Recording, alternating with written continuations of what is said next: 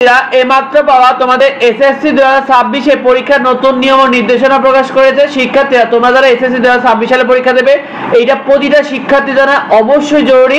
শিক্ষার্থীরা তোমাদের এসএসসি 2026 এ পরীক্ষার যে নতুন নিয়ম তারা বলেছে, এসএসসি 2025 এ যারা 1 থেকে 4 সাবজেক্টে ফেল করেছিল তাদেরকে এসএসসি 2026 সালে শিক্ষার্থীদের সাথে পরীক্ষা দেওয়ার জন্য নিজ স্কুলের প্রধান শিক্ষকের কাছে তোমাদেরকে দরখাস্ত লিখতে হবে 3 ডিসেম্বরের মধ্যে। 3 ডিসেম্বরের মধ্যে তোমাদেরকে হাতে একটা দরখাস্ত লিখে নিয়ে গিয়ে তোমাদেরকে প্রধান শিক্ষকের কাছে দিতে হবে। শিক্ষার্থীরা আরেকটি বিষয় জানিয়েছে, তারা যারা 4 সাবজেক্টে বেশি ফেল করেছিল এসএসসি 2025 এ তাদেরকে এসএসসি 2026 এর নিয়মিত শিক্ষার্থীদের সাথে সব সাবজেক্টে পরীক্ষা দিতে হবে। শিক্ষার্থীরা তোমাদের যারা 4 সাবজেক্টে বেশি ফেল করেছিল আর 5 পয়েন্টের নিচে যদি কোনো সাবজেক্টে থেকে থাকে তাহলে অবশ্যই তারা মান উন্নয়নের পরীক্ষা দিতে পারবে বলে জানিয়েছে তারা।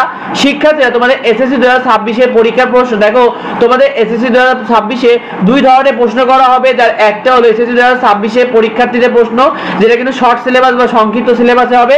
আরেকটি হলো এসএসসি 2025 যারা ফেল করেছিল অথবা যারা এসএসসি 2025 এ মান উন্নয়নের পরীক্ষা দেবে তাদের কিন্তু এই পুরো সিলেবাসে পরীক্ষা হবে। তোমাদের এসএসসি 2025 এর ফুল সিলেবাস হয়েছিল সেই ফুল সিলেবাসে তোমাদের পরীক্ষা হবে, আর 26 এর শিক্ষার্থীদের শর্ট সিলেবাসে পরীক্ষা হবে। শিক্ষার্থীরা তোমাদের এসএসসি 2026 এর টেস্ট পরীক্ষার রুটিন দেখো, প্রতিটি সরকারি ও আধা সরকারি স্কুলগুলোতে টেস্ট পরীক্ষা তোমাদের 27 নভেম্বর থেকে 11 ডিসেম্বর পর্যন্ত হবে। তবে বেসরকারি স্কুলগুলো চাইলে তাদের তারিখ পরিবর্তন করতে পারবে। শিক্ষার্থীরা তোমাদের এসএসসি 2026 এ জরুরি যে নিয়ম জানিয়েছে তারা বলেছে শারীরিক শিক্ষা, ক্যারিয়ার এবং ব্যবহারিক প্র্যাকটিক্যালের যে নাম্বারটা রয়েছে এটা তোমাদেরকে স্কুল দিবে। আর ফর্ম পূরণের যে ফিটা এটা তোমাদেরকে স্কুলে জমা দিতে হবে। ফর্ম পূরণের নোটিশ খুব দ্রুতই প্রকাশ করা হবে। এটা নিয়ে আপডেট থাকবে আমাদের চ্যানেলে, সাবস্ক্রাইব করে রেখো।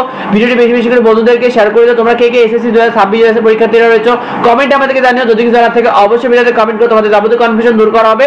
দেখা হয় পরবর্তী ভিডিওতে। ধন্যবাদ।